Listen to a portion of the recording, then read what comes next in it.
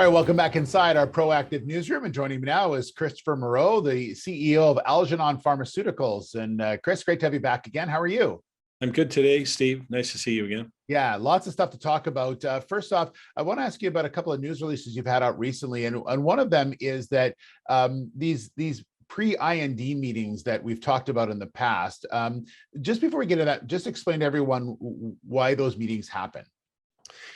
The pre-IND meeting is, and thanks to the US FDA, they've set up this program where a company like Algernon can send them their plans. Think of doing a blueprint to build a building.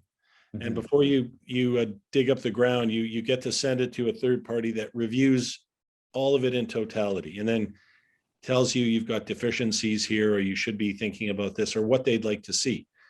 Okay. And so clinical trials can be complex. There's a lot involved. And so the FDA has created what's known as a pre-IND. IND is an acronym for investigational new drug. Mm-hmm. And before you jump the gun and start organizing clinical trials, you send them your information, your package of what your plans are. And in a non-committal, because they can always change, they come back to you and they'll give you guidance. Okay. And it can save a lot of time and money for a small company like Algernon. Yeah, it makes a lot of sense. And so you filed two of them. So the first one I want to ask you about is the small cell lung cancer study. Tell me about this one. So an investigator in Dartmouth College for years had been studying receptors on cancer cells. And what he found was that certain cancers, pancreatic, small cell lung cancer, express the NMDA receptor. And that blockade or antagonism of these receptors, which is what ifinaprotol does, mm-hmm. can improve the outcome. It can stop the growth of the tumor. Sometimes it can cause the tumor to reduce.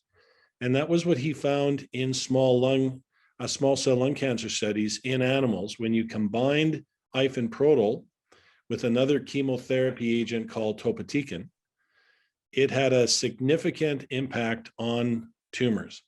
And this is a very difficult diagnosis. If you have small cell lung cancer and you've relapsed after your first treatment, you have a very short window. And, ifinaprotol is not known in terms of toxicity. So it would be a non-toxic treatment option for patients in a combination or as an adjunct to this current standard of care. So we're very hopeful to start, in this case, a phase 1 study. We want to be sure about the dose. So we wouldn't go right to a phase 2, a phase 1 study in the US, and that's what we are talking to the FDA about. Okay. And the other one has to do with chronic cough. And this one I find interesting because this data that you have, which makes you want to go to do a study for chronic cough, was born out of another study that you're doing already with ifinaprotol. So explain to us how this one worked. Yeah, so the original intent was to do an IPF study with ifinaprotol in New Zealand and Australia. Then we, late in the game, got data back that ifinaprotol also had a reduction in cough in an animal study. And it just so happens that if you have IPF, which is this lung condition, you can also have chronic cough associated. It's a very tough part of that condition to treat. Yeah. And so we did have some interim data from our study showing a positive trend. And we decided to now take that data to the FDA, break it apart from IPF, and just run a chronic cough study.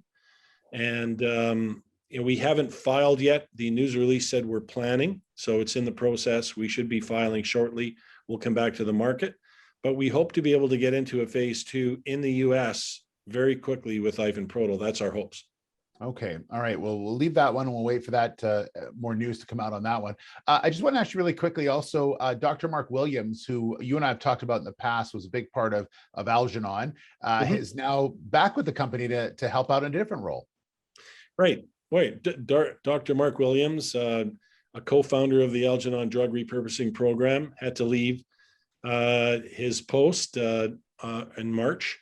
Due to another project that he had been working on and was advancing, but now he was able to rejoin as a director of the board. And this is really very good news for Algernon because of his experience, his knowledge about preclinical, clinical trials, biochemistry. He looks at things in a very non-conventional way. How can we really take a drug and move it forward? And now to have him on as a board member is great. Very glad that Mark's back on the team as a board member.